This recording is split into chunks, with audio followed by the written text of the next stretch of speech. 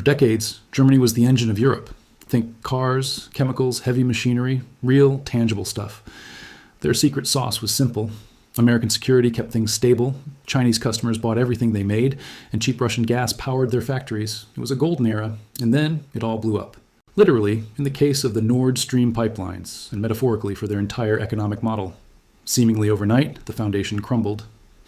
Let's look at BASF, the world's largest chemical producer. Their main plant in Germany is so huge it's practically its own city. But in 2024, they made a shocking announcement. They were shutting down major production lines in Germany and investing $10 billion to build a massive new facility in China. Why? Because energy prices in Germany went from affordable to mathematically impossible. It just didn't make sense to produce there anymore. And here's the crazy part. To solve its energy crisis, Germany, the country that shut down its last nuclear power plants in 2023, fired up old coal plants. To save the environment, they switched from one of the cleanest energy sources to the absolute dirtiest.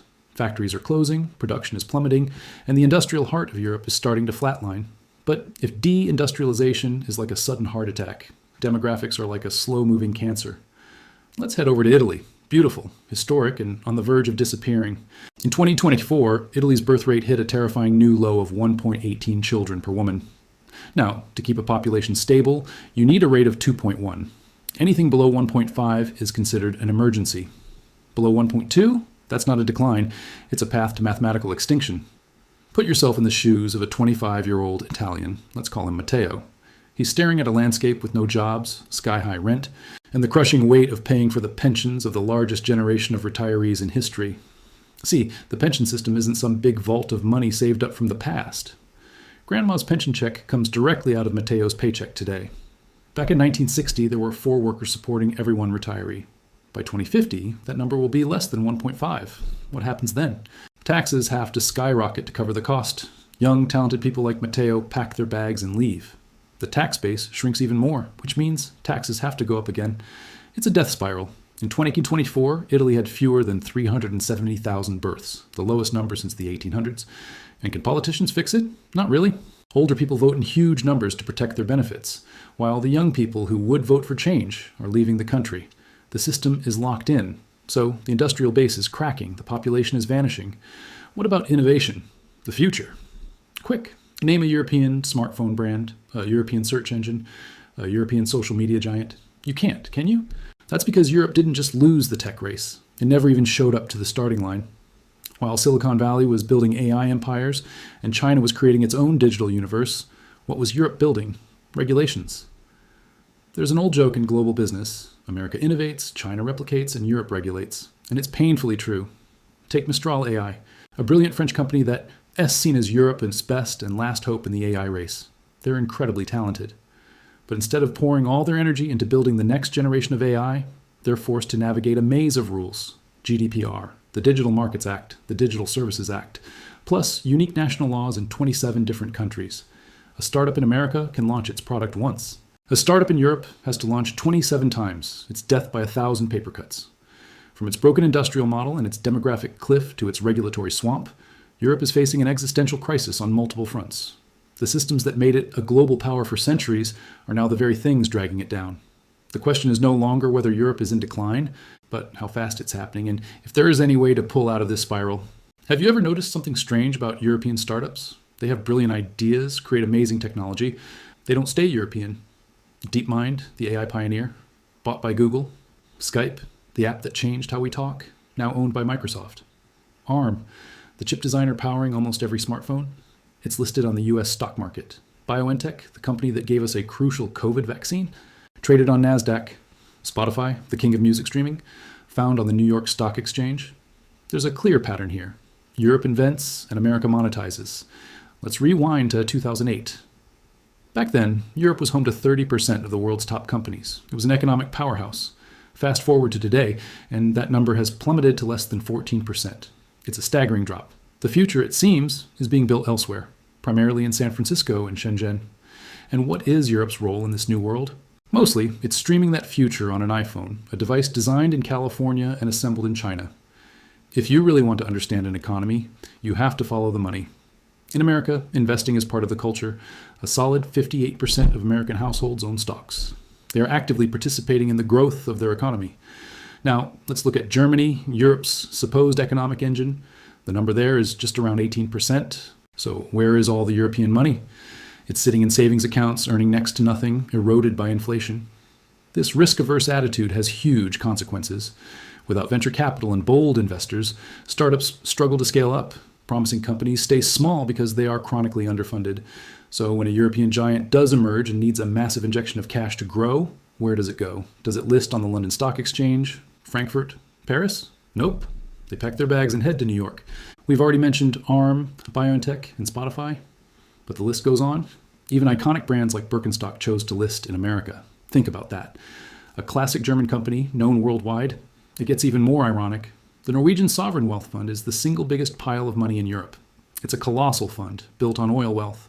Where does it invest most of its money? You guessed it, America. So Europe is literally financing American growth. European capital flows across the Atlantic, fuels American innovation and corporate expansion, and then those American companies sell their products and services back to Europe. It's like lending your neighbor money to build a factory, only for him to sell you the things he makes at a profit. On a continental scale, this is economic self-sabotage. Now let's talk about the Green Revolution. Europe wanted to be the world leader in climate action, a noble goal. They succeeded in one part. They did cut emissions. But the way they did it was catastrophic for their own economy and energy security. The strategy was a multi-part gamble. First, shut down reliable nuclear power plants. Second, ban fracking to keep their own natural gas in the ground. Third, build enormous numbers of wind turbines and solar panels. And fourth, the crucial backup plan, rely on cheap, seemingly endless natural gas from Russia. For a while, it seemed to work. But then, in 2022, Russia invaded Ukraine. The gas pipeline was turned off. Game over. The entire strategy collapsed overnight. Energy prices didn't just rise, they exploded. Factories across the continent, especially in industrial heartlands like Germany, suddenly found themselves paying 3 to 4 times more for electricity than their competitors in the United States. Many had to shut down or relocate. At home, ordinary people were faced with an impossible choice: heat or eat. The grid itself became dangerously unstable. When the sun doesn't shine and the wind doesn't blow, renewables produce nothing. Without enough battery storage or reliable backup power like nuclear or gas, you get blackouts. And the ultimate irony? While Europe was crippling its own industry to make a small dent in global emissions, China was busy building the equivalent of 2 new coal plants every single week. Europe's sacrifice was just a rounding error in the global climate equation. For 75 years, Europe lived in a comfortable bubble. It enjoyed a peace dividend, courtesy of the United States military. America handled defense, footing the bill and providing the security umbrella, while Europe was free to spend its money on other things: generous pensions, universal health care, long vacations, and extensive welfare states. It was a fantastic deal for Europe, until war returned to the continent. The war in Ukraine was a brutal wake-up call. Suddenly, European leaders looked at their own militaries and realized they were hollowed out. Their stockpiles of ammunition were tiny. Their industrial base, which once armed the world, had been gutted. A shocking report revealed that the British military, once a global power, would run out of critical ammunition in just 2 days of high-intensity warfare. Germany had even less. Now the scramble to rearm is on, but it's incredibly expensive, and this is where the math gets really ugly. Europe has to pay for a massive military buildup at the exact same time it needs to fund its expensive social democracy. But it has to do this with an economy that has no growth, a shrinking workforce due to aging populations, a declining industrial base, and no leadership in the next wave of technology. The numbers simply don't add up. Mario Draghi, the former head of the European Central Bank, gave a stark warning in 2024. He said that without radical, transformative change, Europe faces a slow agony, a gradual, painful decline into irrelevance. He called for an investment of $800 billion every single year just to catch up. That's the equivalent of 2 Marshall Plans every year for the foreseeable future. But where will that money come from? The European Union is famously gridlocked. Germany doesn't want to use its savings to fund what it sees as less fiscally responsible countries like Italy. France fiercely protects its farmers from any reforms. And countries like Hungary often go their own way, blocking consensus. So despite the urgent warnings, nothing fundamental changes. The slow agony continues. So where does this leave Europe? There are 2 possible futures. Let's call them Future A and Future B. In this scenario, Europe wakes up. It undergoes a painful but necessary restructuring. It cuts the suffocating red tape that stifles innovation. It reverses course on energy, embracing nuclear power once again to provide cheap, clean, and reliable energy. It reinvests in its industrial base, supports families to reverse demographic decline, and finally starts acting as a unified superstate on the world stage. This path is incredibly difficult and requires immense political will, but it's possible. Then there is Future B. In this future, Europe becomes a gorgeous, historic retirement home for the world. A living museum, pleasant to visit, filled with beautiful cities and great food, but economically stagnant.